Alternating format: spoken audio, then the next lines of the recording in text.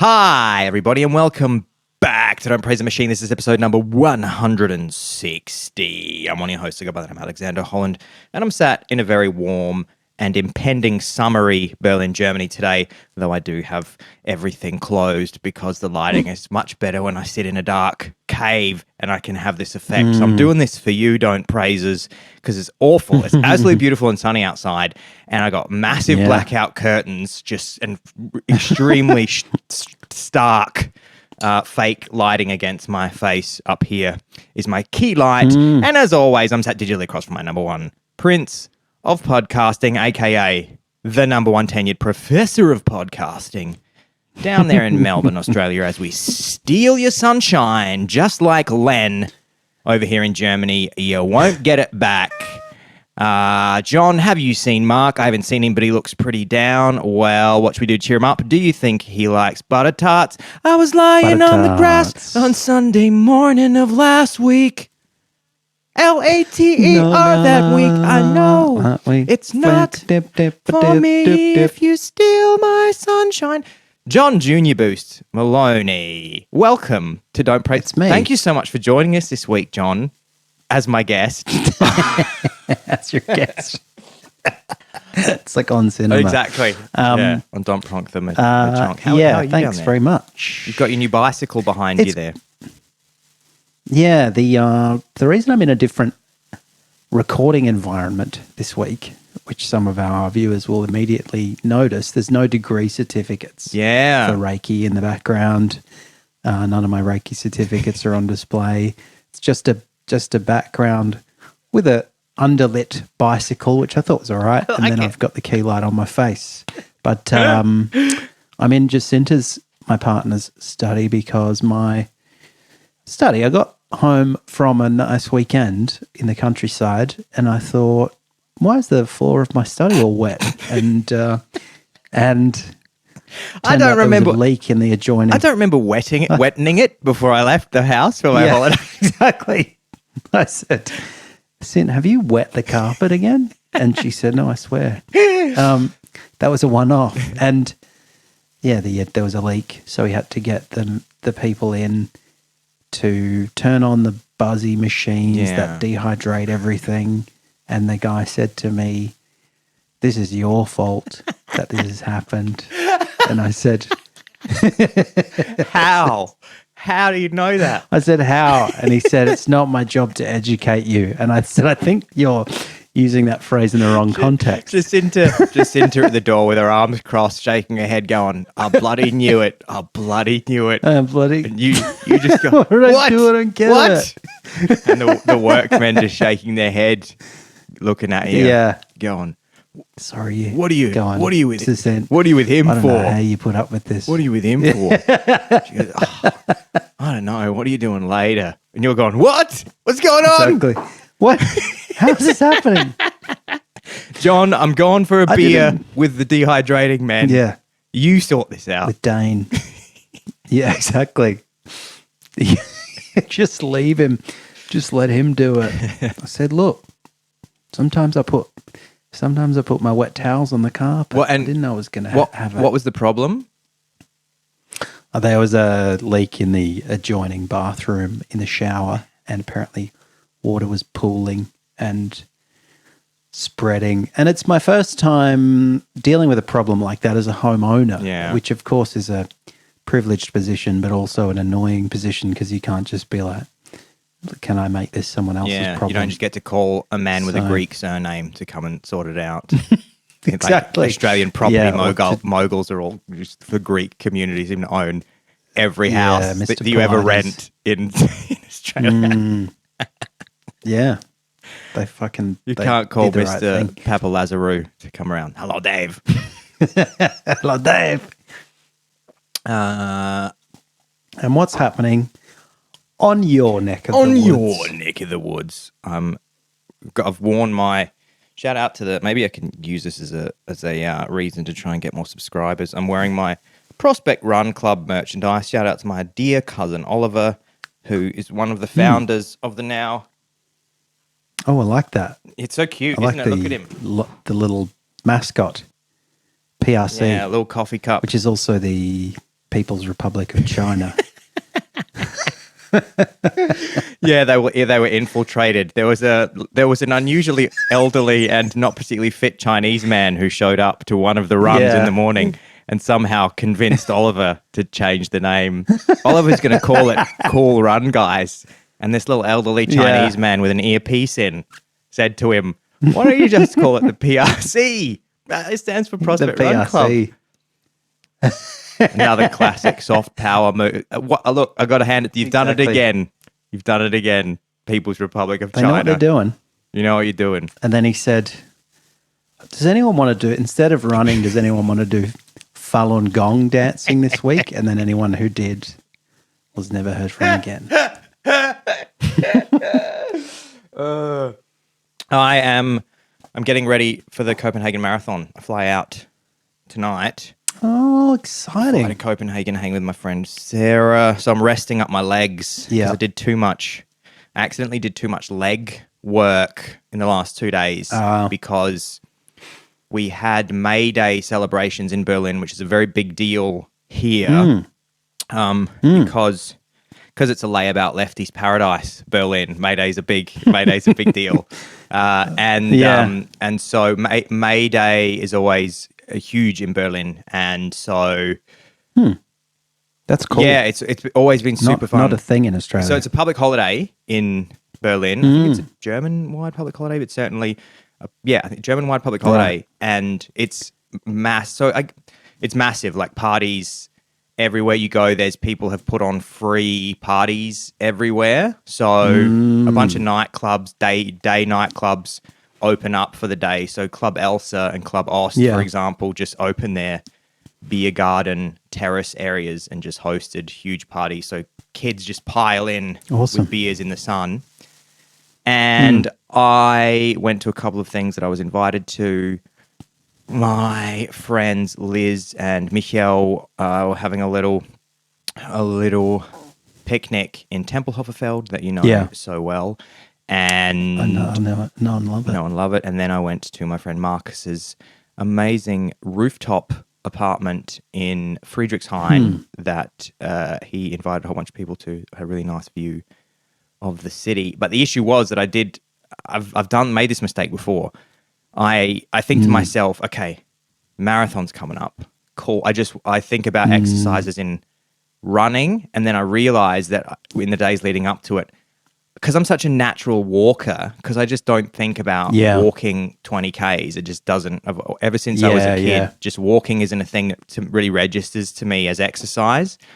And I suddenly realized I went to all these fucking things on May Day, and then the next morning, Marcus, whose house I'd been at the previous afternoon, he put me on the guest list. He was DJing at famous Berlin nightclub adult entertainment complex Sisyphus, and so he was DJing at 9 a.m.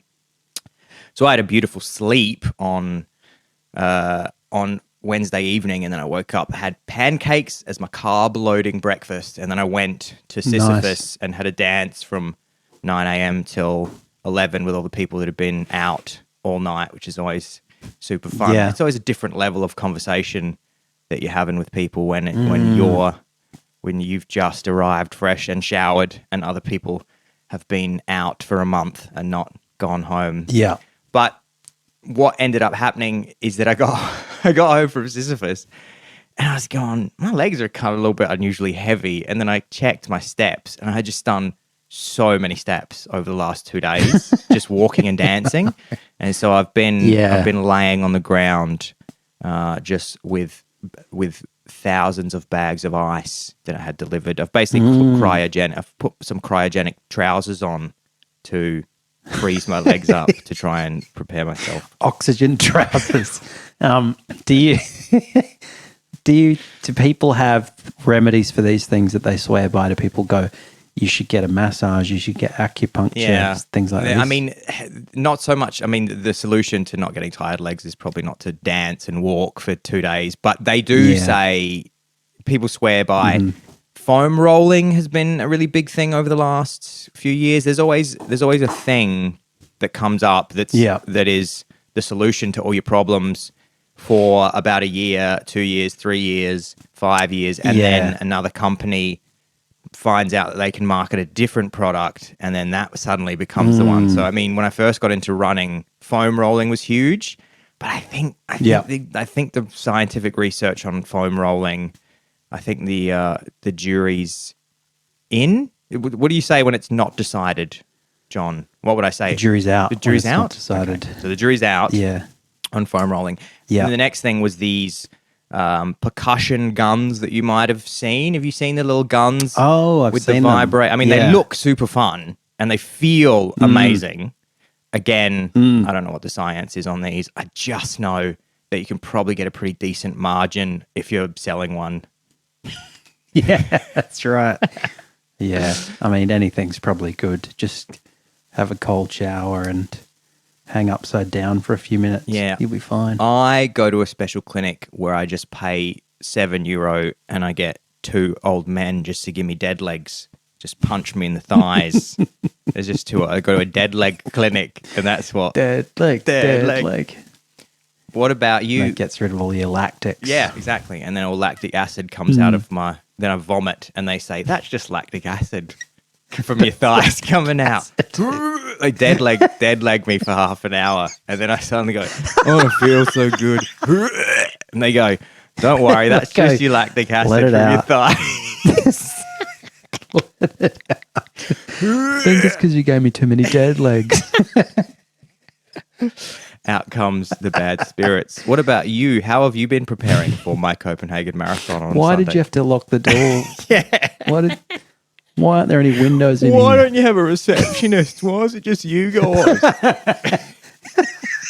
Why are we in the kitchen? 7-year-old also is pretty cheap. Why is it only €7? Yeah, you get what you pay for. Just a couple of perverts dead legging you in a room. How have you been preparing for my Copenhagen Marathon? What have you been up to? For the Copenhagen Marathon. For my Copenhagen Marathon. Man, I've been in a real long taper phase, I tell you what. Probably not. 41-year taper. Probably diminishing returns Ever since I was born, I came out and I said, better start that taper. Yeah, that process of getting through the birth canal was a bit much. I'm just going to taper for 40 odd years. From the taper to the grave, that famous expression. From the taper to the grave.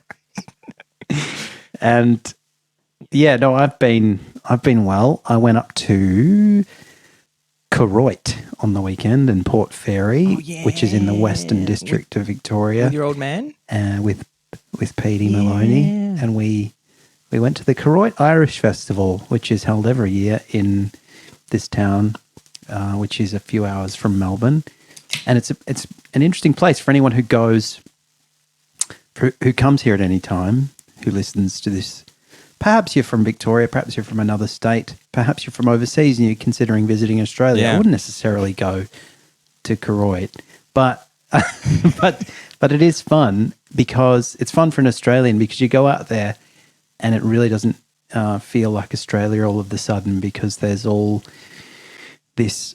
There's a lot of remnants of volcanoes and volcanic lakes and craters and things and rocks everywhere from old lava flows, and there are stone walls instead of fences. So a lot of people came out from Ireland to that part of Victoria, and they built the walls the way they knew how, using these volcanic stones to build stone walls. And then they grew potatoes. And so there's just it's very lush too. It's quite a wet area of Victoria. So it's just green fields with potatoes leading down to the ocean and stone walls. And you feel like you're in Ireland or something. And in fact, my dad told me that the people who moved down there, they spoke, a lot of them spoke Gaelic for a long time. And up until the 1950s or 60s, apparently, there were a few Gaelic speakers in that part of Victoria, which is pretty weird. Anyway, we went there and we had a lovely time. We saw some Irish dancing. We listened to some Irish music and we bonded father and son. Yeah. And do you want to send him, then, if I clip this bit, if I'm going to start the clip now, what special message do you want to say to Special Papa PD. message. No, I can't. I'll choke up. You want? I just want to say thanks, I just Dad. want to say thanks. What's his favorite U2 song that you always think with? We were listening to Elevation. it. We didn't like a listen really to weird choice. Yeah, he loves it. Elevation. Ooh. He likes. And he's going, man, I love Irish music. Play Elevation. I love late stage U2. That's my favorite traditional Yeah. Irish music. It reminded me a bit of your Berlin Irish friends who, I don't know, maybe they're getting on a bit now, but they liked a good time. When we got to Koroit, on the day of one of the main days of the Irish Festival, goes over 3 days, Yeah. but the main events are on Saturday. And there was a crowd of about maybe 25, 30 Irish people who all kind of seemed to arrive in town at the same time. I didn't even know how they got there.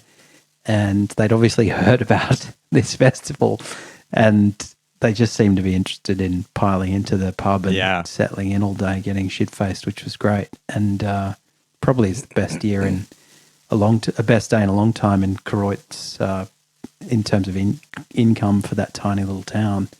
But shout out to the good people of the Moyne-Shire Council, show sponsors.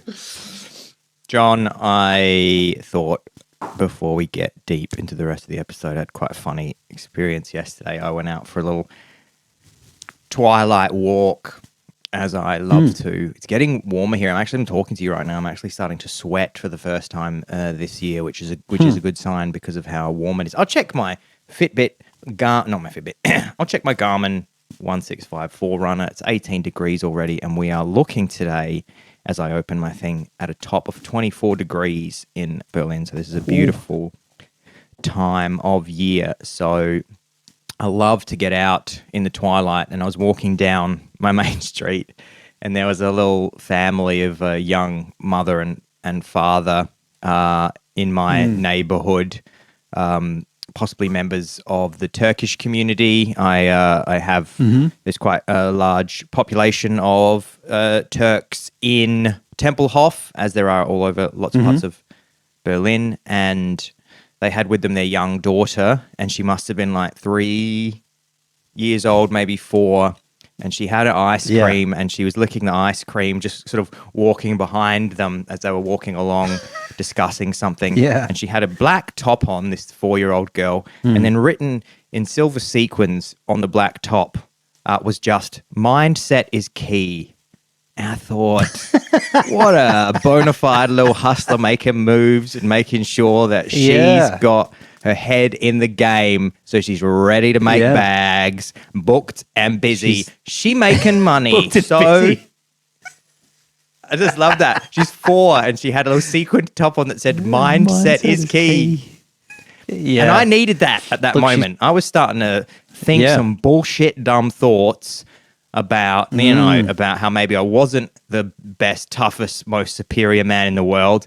And then I saw a little kid wearing and I just saw "Mindset is key." I lays it in. And I want to thank that little girl. Just said, you know what? I need some carers to walk a couple of steps ahead of me, and I just need to finish my ice cream and enjoy the moment. That's what you gotta do. You gotta lock in. Mindset is key. Yeah. And well, you can't start too early. She was getting in early, getting the habits in place so that when she gets on the grind, she's ready. She's laser focused. And then manifest. She's moisturized, unbothered, flourishing in her lane, etc. Manifest. Do you know manifesting's kind of back in my? There's 2 things that I've noticed. It's funny how cyclical these kind of things are. Suddenly, the law of attraction and The Secret is back in a big way in the kind of entrepreneurial space.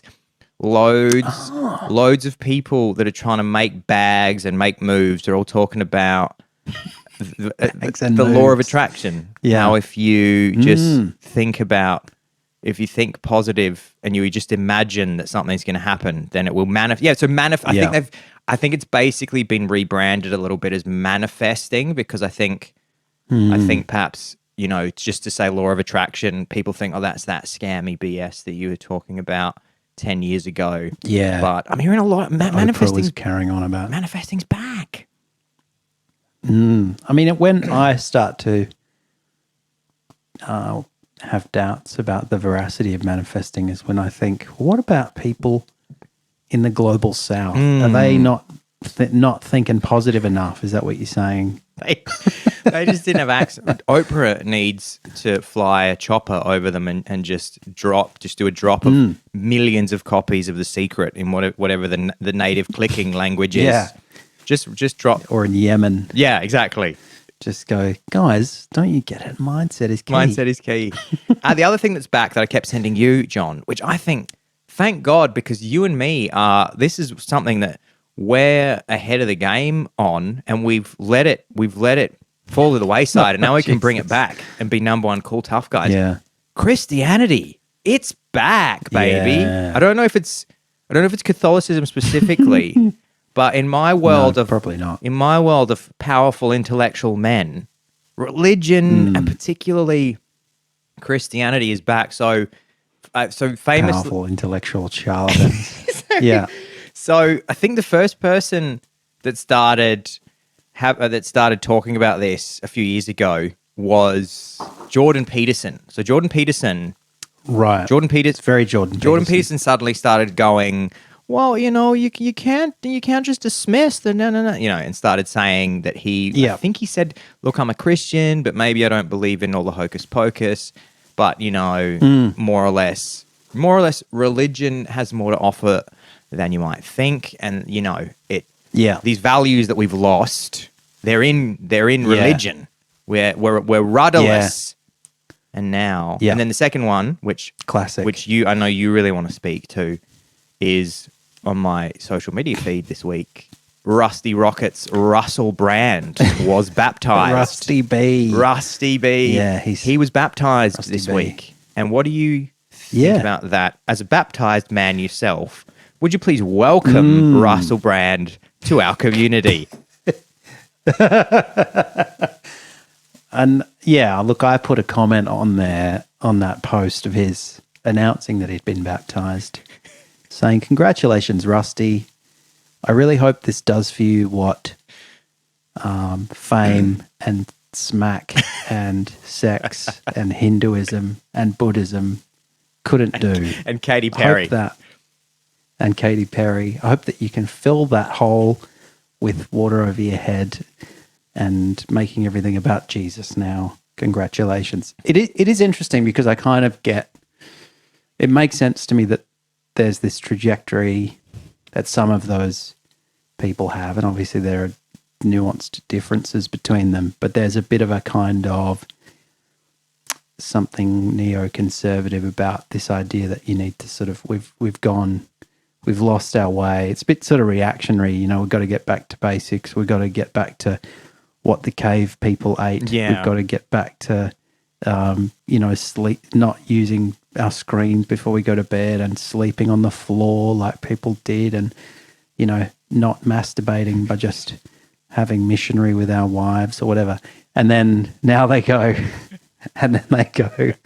now naturally they've come back to the bosom of Christianity. Yeah. And I don't know. I didn't see my knowledge of the Gospels or the catechisms as in any way marketable. I saw it as just junk in my head that I couldn't forget from my childhood.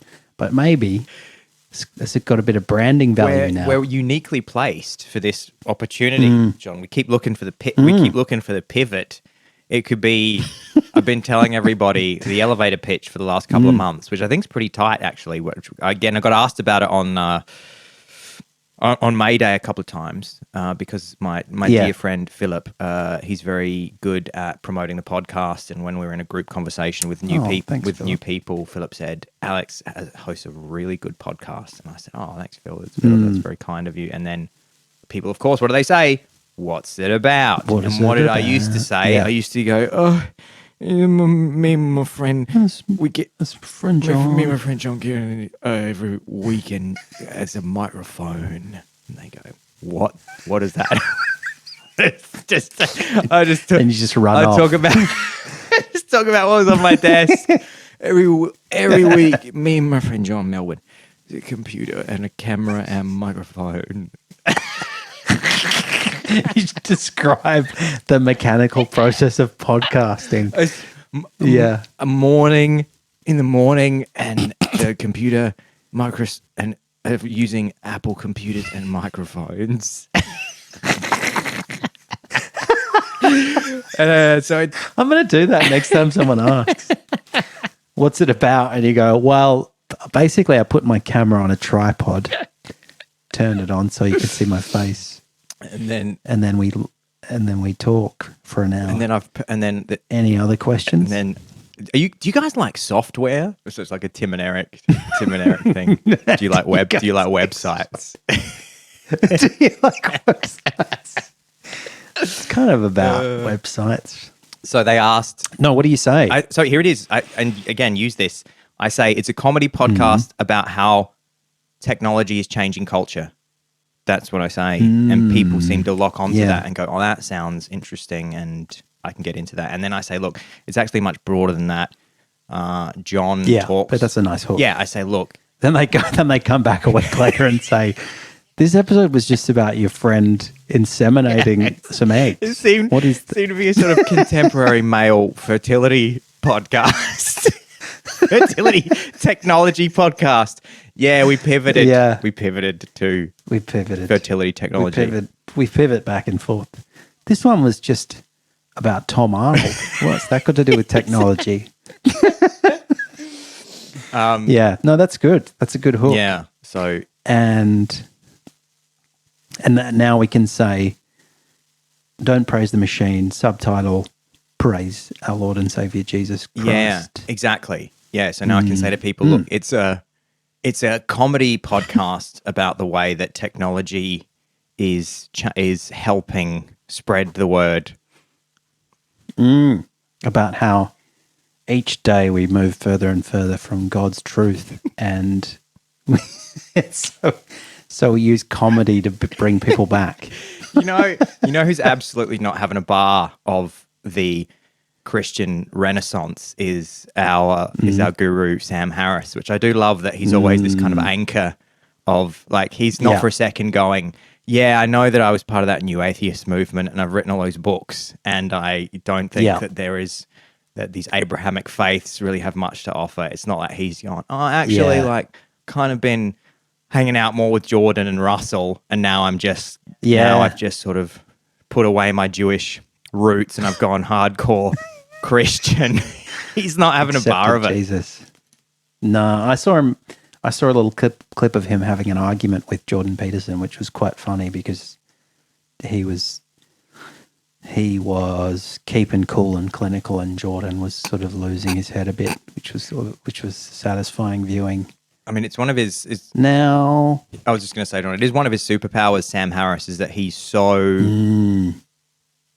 measured in arguments in a way that somebody like Jordan Peterson just isn't. Even at his most heated, Sam Harris is like a 3 compared to all these other firebrands. Jordan just crying at the drop of a hat because he only eats meat. I don't want to have to eat any more meat. God, it's bloody awful. Please. Bloody awful. Now, John, you wrote to me this week and you said, I've got something really good that I want to talk to you about. And I promptly forgot it. So you have to remind me now. Thanks a lot.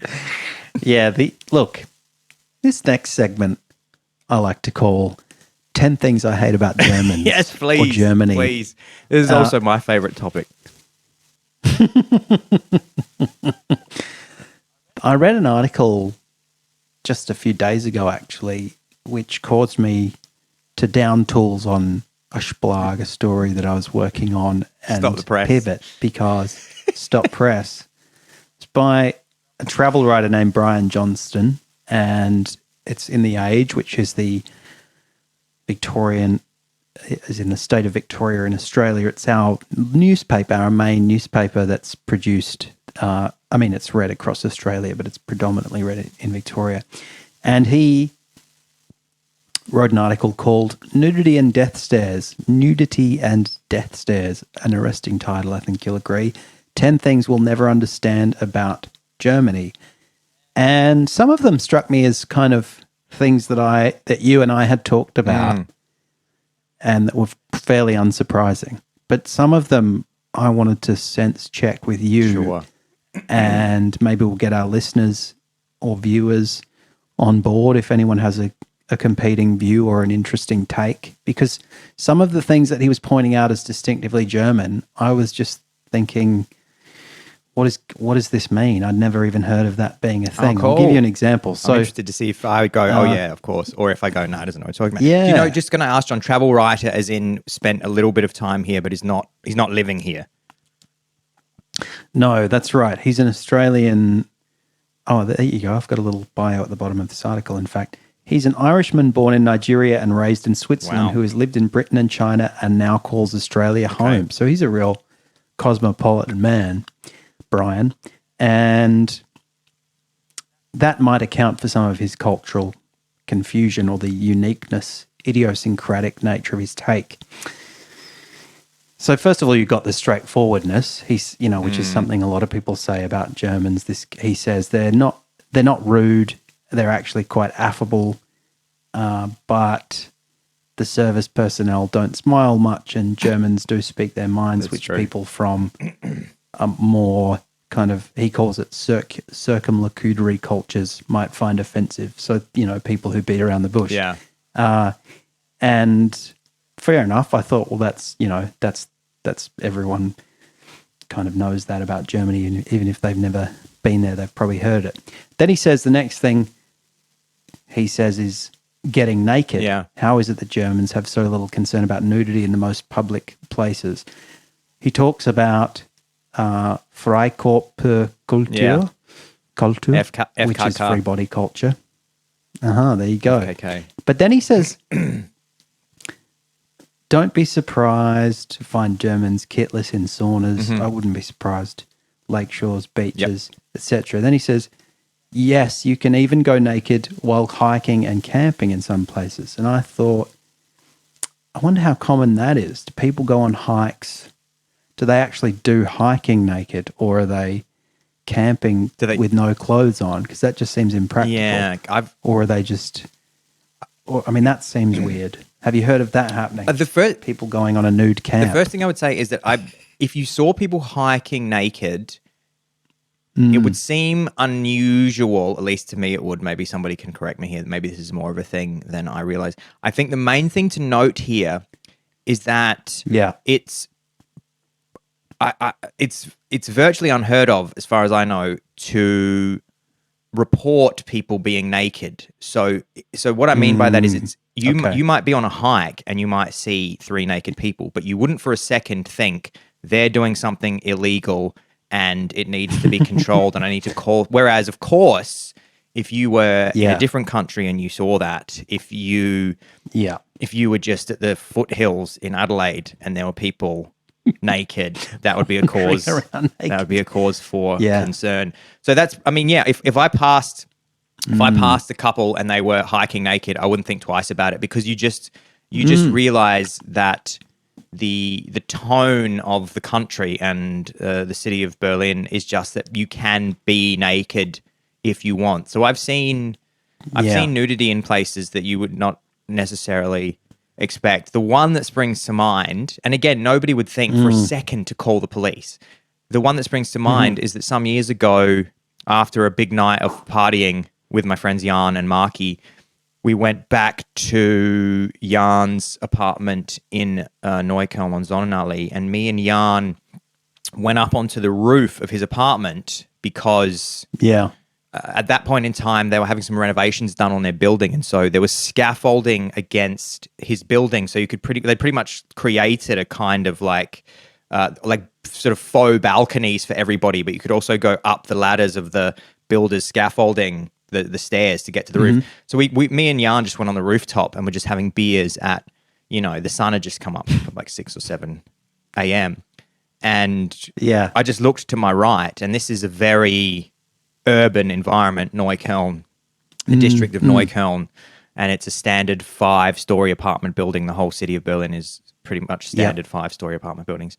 And just walking across the rooftop, just like across from us, it was just a naked couple just walking on the rooftop. Wow. Completely starkers, making their way across to another part of the roof where they just were going to put towels down and lay A nude bathe. so just in the middle of the city, just 2 people on what would otherwise be. Wow. I mean, it was doubly amazing because, again, if you were to see people on a rooftop in Australia, you'd be very concerned that they were breaking some kind of rule and what they were doing was very dangerous. But people just chilling on rooftops over here is also much more of a thing. There's more of that kind of personal responsibility thing. So, even though if they slipped and fell, which is unlikely, and they'd have to really fuck up to slip and fall and roll off the roof, but it's pretty weird to see just 2 completely naked people 5 stories in the air. Yeah.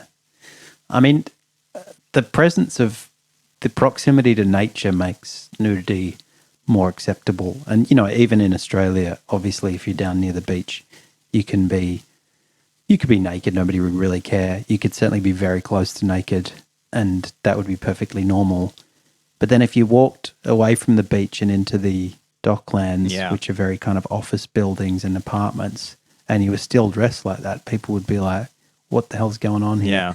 And I wonder if that's a Australian thing or if it's a distinctly German thing that you could go, I mean, what if you said, okay, I'm just going to I've been at the lakeside. Now I'm just going to go home through this sort of business district with my dick out. Yeah, there's definitely, even at the lakes, I don't think it's defined, but I think over decades, pretty much certain unspoken rules and conventions have developed around the lakes in Berlin and the parks as well, where people just understand this is the nude side of the lake, this is the clothed side of the lake. So my favorite lake that I go to all the time is Krummelanke. I was there with my dear friend Sammy on the weekend, and there's pretty much an area for families which is pretty much clothed, although like kids often get all their gear off and it's often women are topless as well, but not so much nude from the waist down. Penises. Not so much penises. Then there's like another bank, which is kind of like, it seems to be a bit of an older set of nude Germans that hang out on the grass. And then on the other side, there's like younger people and smaller groups of people that might nude up. And again, there's not signs anywhere that say this is the nude side. And in fact, if you were to nude up fully on the kids side, I still don't think I have seen people nude on the kids side as well. So it's just the kind of thing that people tend to sort themselves into these areas. Yeah. And so you wouldn't get the train home in the nude, but again, rooftop nude, every park you go to in Berlin, there will be a little section that is the nude section, and you walk past it. I walk past. There's a park not too far from me that I run through all the time, which is called Hasenheide, and Hasenheide has like a little nude corner. Even Tiergarten, which this is the funniest one. Tiergarten, which is the main park in the city and is extremely central if you look at a map of Berlin. So of course it's the most popular with tourists, and there is a section of Tiergarten that is just nude.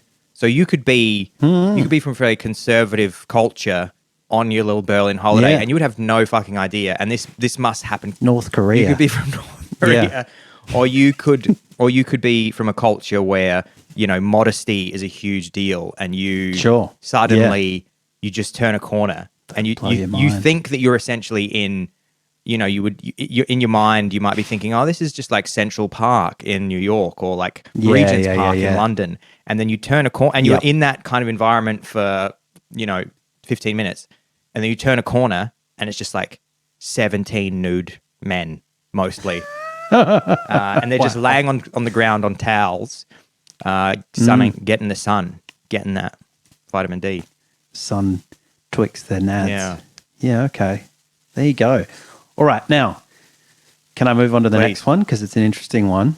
Much more specific. It says fear of drafts. It says for all Germans like to frolic naked, they seem terrified of drafts once indoors. And if the slightest breeze from an open window or door comes in, it will strike them dead. How do you explain that? Neck and joint pain, eye infections, and colds are all associated with drafts. The consequence, when you're indoors in Germany, even on the warmest days, expect rooms to be sealed shut and stuffy. Don't even think about opening a window. Panic will ensue. I thought, that can't be right. Why aren't they comfortable airing rooms? So I have not heard the draft one, as maybe I've heard that. What is okay. actually more famous is is the opposite of that, which is their obsession with fresh air, or frische Luft, and the idea that you open windows to get cool, fresh air in your apartment. So if you had said that, I would have gone, oh yeah, so I'm almost more familiar with the exact opposite of that. Yeah, I mean, he might be talking about some particular part of Germany that he's been to where they're terrified of the cold or something. The next one, which struck me as interesting, twin mattresses. He says the chances of finding a double bed in a German hotel are slim unless you check into an international chain. What you get is either two single beds pushed together or two single mattresses side by side in a wooden frame topped by two single duvets. Yeah. And then he says, if you're feeling amorous, you might want to buy a Liebesbrücke or love bridge, a foam strip that prevents you from sliding into the gap. Have you heard of this device? I've not heard of that device, but I certainly am familiar with the separation of a couple, mostly through, in my experience, it's perhaps speaking to just how much amorous couple activity I've had. I'm not entirely familiar with the separated bed kind of thing.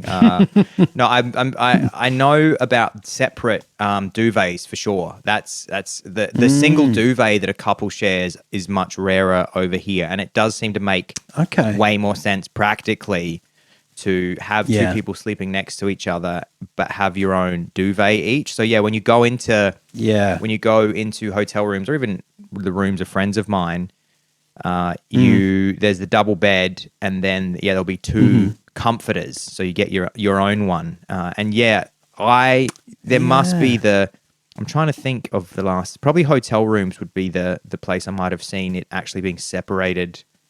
There being two separate mattresses that are pushed right together. But I love the idea of this. I'm all for that. Love bridge. I want to do that maybe for Jacinta and I have a theme night. Have a little bit of sausage and a love bridge. It makes a lot of sense to me not having a joint cover, because we constantly annoy each other by, taking, even when you're asleep, you do it accidentally, you take too much of the cover or whatever, or Cint likes it a bit warmer than I do or whatever. So it makes sense. Well done, Germans. Next one, all the staring. It says, okay, the Germans probably don't think of this as staring, more a sort of frank eye contact. They probably consider it an acknowledgement of your presence or as a healthy straightforwardness or curiosity. But eye contact prolonged beyond what you'd expect in Australia is common. And then it goes into describing something which I'm more familiar with, which is kind of eye contact that is more pointed, so as, to communicate to you that you're doing something that's against the rules or unwritten rules of that establishment or practice that you're engaging in, like jaywalking or being too loud or something. But the general claim here that Brian Johnston is making is that Germans, even when they're not trying to make a point, are just a bit starier than we're used to. Is that something you're familiar with? Maybe to make a point, and perhaps to indicate that you're doing something wrong and that they are trying to correct you with a simple stare. They certainly don't stare, and they certainly don't make eye contact with you in a friendly, approachable way. Because I've complained before that I'm a person who lives by himself, and I like connecting with my community and feeling like I'm a seen member of the human species. And Sure. like next time you're with me, I'll show you. It's a fun game. There'll be somebody walking towards us who might look like they're in running gear. They might look like this is the kind of person who would like an acknowledgement, and they'll stare at their feet as they pass you. They do not want to make eye contact with you in a friendly way. So I love freaking people out by saying hello to them as they stare at their feet. And they're always always 99 times out of 100, they're really happy that you've done it. They actually seem to go, oh, that made me feel better. And I've lived my whole life not saying hello to people on the street. And this strange man who's just finished a jog has given me a little hello. Yeah. And because they'll look up and smile, but they never do it to you. And very occasionally you get an elderly couple who will be walking and they will look you in the eye and say hello and maybe make a nice comment. But otherwise, I mean, they're amazing at looking at their feet as they pass you. See, I think that might just be a strange experience that Brian's had. Perhaps he had his fly open or something and he didn't realize and thought, these people are very starey. Maybe. But I'd like to see how Brian is dressed. What does Brian look like? That's the other thing. These people. He might be very conspicuous. I have a green mohawk and everybody was staring at me. Exactly. Because I think Australians are right up on the stariness where they will, I mean, even in our biggest cities, people will say hello to you for no reason just because they're walking past you. And when I came back from London, which is also the kind of place where you can have, and you and I used to joke about it, quite a lengthy interaction. You go into an off license, you pick something off the shelf, you buy it, you leave, and you think that person didn't open their mouth or look at me that whole time. And that doesn't happen as often in Australia. So I think we're kind of on the more receptive to staring end of the spectrum. But obviously Brian was affronted by Germans having a stare. I don't know. I find that hard to account for. I think you might be wrong there, Brian. And that's it. I mean, the other one's pretty straightforward. I think the one that struck me as resonating with one that we talked about when I was there is the fact that, and you'd be satisfied to hear an Australian, or at least a person who lives in Australia, acknowledge this, is the kind of difference between the drinking culture. Yeah. So under the heading public drunkenness, he says, you don't need to go far in Australia to find inebriation, and yet in Germany, public alcohol consumption is allowed even on the street and in parks. Even then, you'll see few people under the influence, even in pubs. When you do, it's usually controlled drunkenness that seldom bursts into pestering or abuse. What's the secret? Not age. You can buy beer and wine at 16 and drink beer and wine from 14 if accompanied by an adult. He doesn't try to explain it any further than that. Yeah. But that's a valid point. That's spot on. Which I definitely noticed when I was last there. That's spot on. That we were walking around at 3 a.m. and it was quiet. Yeah. And I was just like pissing in the street and screaming. And you said, that's not really how we do it here. You're picking fights with everybody. Exactly. Even though you and me are not romantically involved, you're going, what are you looking at him for? What are you looking at him for like that? Yeah? Fucking look somewhere else, dickhead. Exactly. In the absence of a female companion, I was just using you going, why don't you fucking take a picture of the last long there? Yeah, I mean, I've said to you before, if this book doesn't exist, I'm thinking of writing a book. If I'm going to write a book, I would like to write a book specifically about the difference in alcohol consumption between different countries, but I guess specifically using my example of having spent the first 10 years of my adult life in Australia. Yeah. So I have the experience of having 18 years, of having been legal to drink in Australia from the age of 18, and I left Australia when I was 28. So from 18 to 28, I was out experiencing Australian drinking culture, and then from 28 to 30, I was in British drinking culture, and then which is like not super far removed from it. It's a little bit removed from Australia, but maybe because London's like particularly international, so you don't really feel it quite as much. Because if you're like, you just be in certain areas where there's so many different cultures that it's it's rare to just like necessarily have everybody across the board being legless, which is a bit more of a thing in Adelaide. Yeah. And then in Germany for the last, I think, 11 years I've been here, and I have theories about why it's so different over here, but they need more exploration, because I am really interested to know if Australia would ever be interested in changing its drinking culture, and then how long would that take? How many generations would it take? Because you're talking over here about, hundreds of years of beer culture and things like that. And I'd be interested to know how Berlin specific the drinking, how, I don't know exactly where this journalist you're speaking about is. He could be talking about Germany as a whole. Could have been gone to Bavaria. Well, see, the funny thing, and I had heard people say that Bavaria was a little bit more what you might call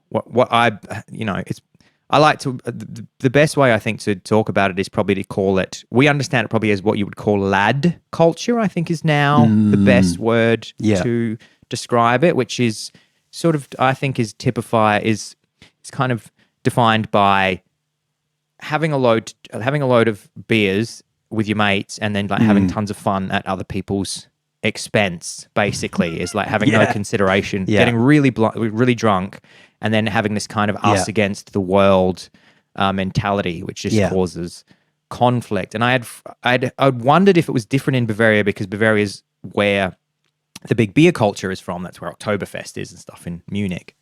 And then friends of mine went to Oktoberfest last year, and my friend Scott said he was particularly surprised that this is a festival that is solely about getting hammered. Like, that is what it's about. Yeah. You rent these tables in these big German beer hall environments, and you order stein after stein of beer with the intent to just get extremely merry and drunk, and everybody's standing on tables and singing. And he said there was a distinct absence of aggro and people.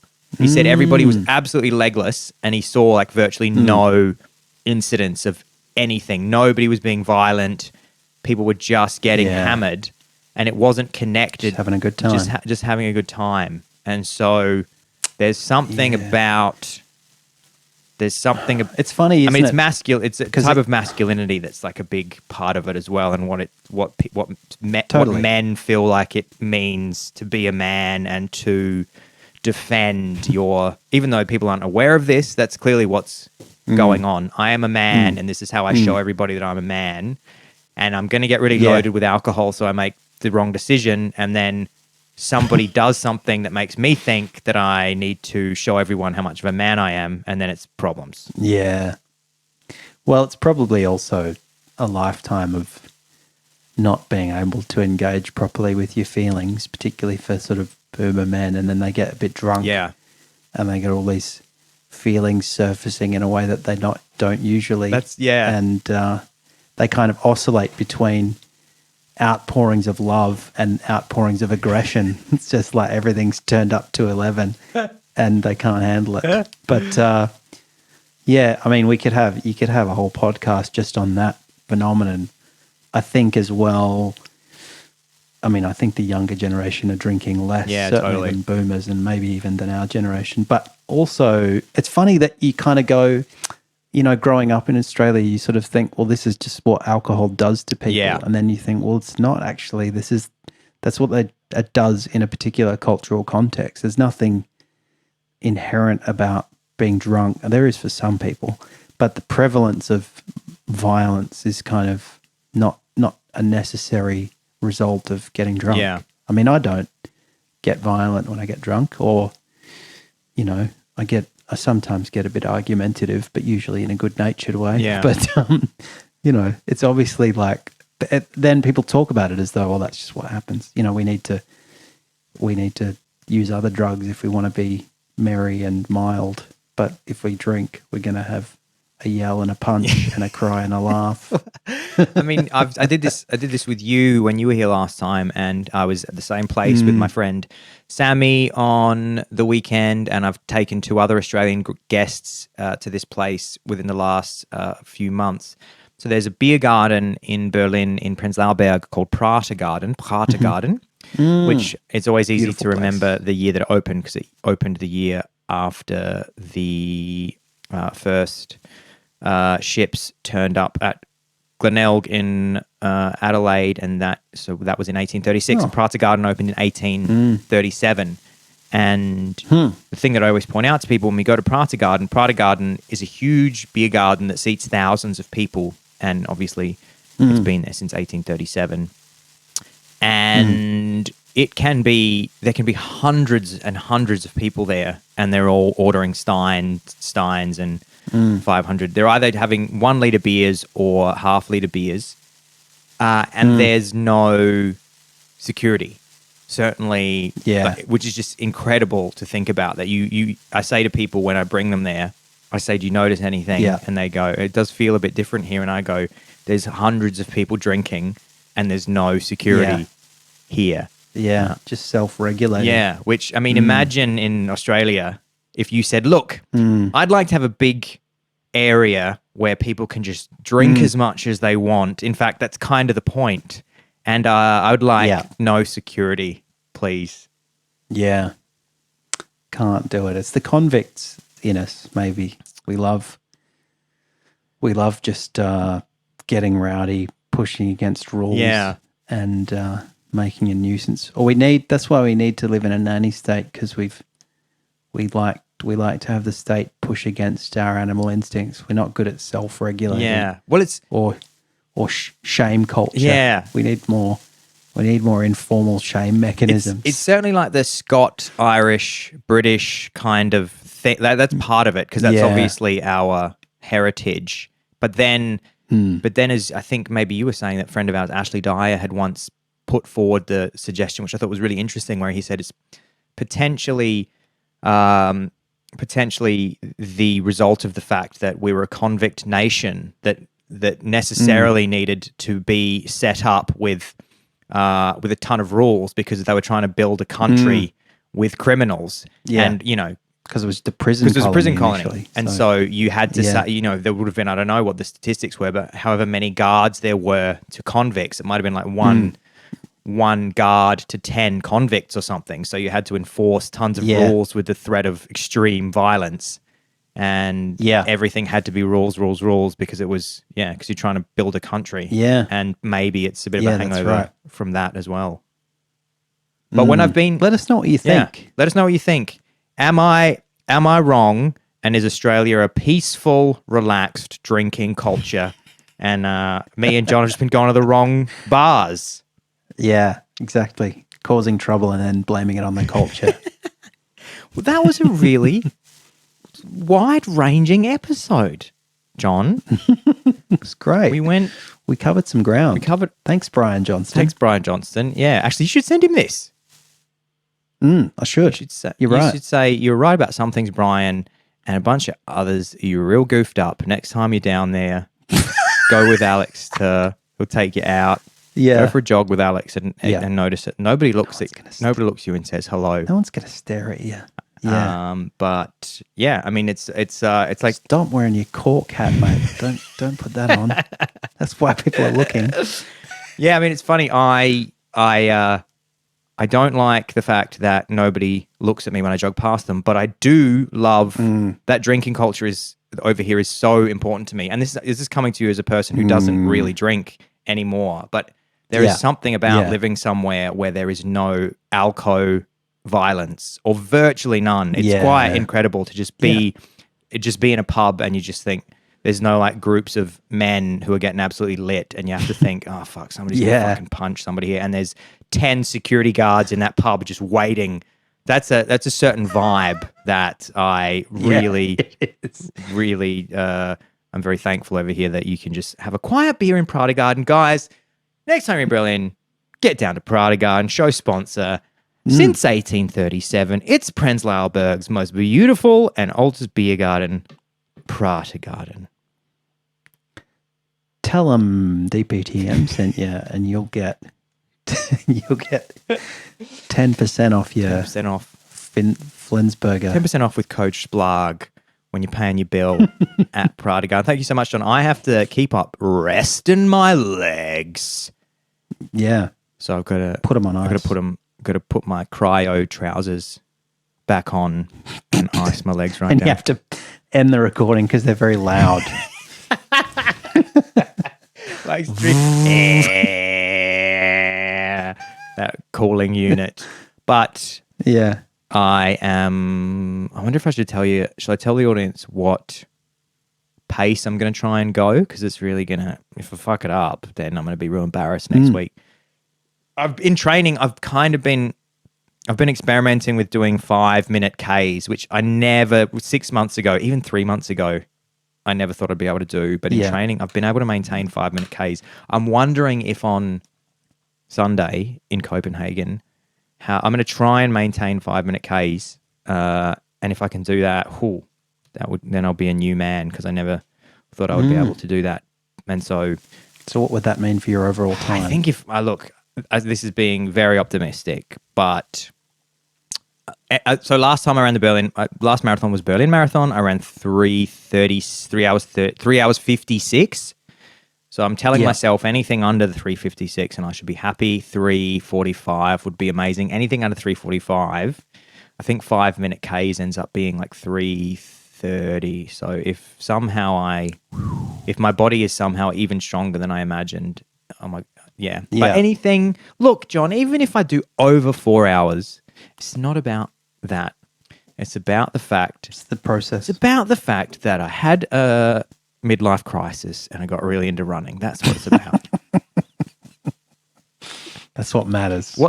As long as anything that distracts you from your mortality is just worth doing. Exactly. Do you want to say anything to everybody? Do you want to close? You can close the show out if you want, John. Sure, yeah. I want to say to everyone, why don't you send Al a message? I know that some of you listen to me when I say things like that and you go, nah, fuck it. Don't do that. Come on. Just go hello at DPTM. I know a lot of you out there only hate listen to the show. For once in your life, just bloody 2 lines. Good luck on the marathon, Al. Hope your legs real loosen up in time. Yeah. That'd be what fun. platform, John? Just email hello@dptm.org, or you can go on the Instagram. You can go on the tickers. Yeah. Man, people love going on the They tickers. do. I don't think people can message us on tickers unless I'm following them. No. Just put something in the comments and we'll see it. Yeah. We should do a whole tickers episode where I just go through the comments of that video because they're so wacky. Of our viral hit. They are great. Yeah. Anyway, I want to say thanks everyone for listening into this week's episode of Don't Praise the Machine. This has, of course, been episode 160, a huge milestone, and I think we celebrated in classic fashion with a wide-ranging cultural study with a little hint of comedy and lightness. And I want to thank my good friend and podcast partner, Alexander Apricot Pepsi Holland, the running man himself. Thanks for joining us this week, Al. Thank you, John. You do that. You can do the official. Okay, and then you can do the official so then I'll line. go, and we can't wait to see you next week. The podcast.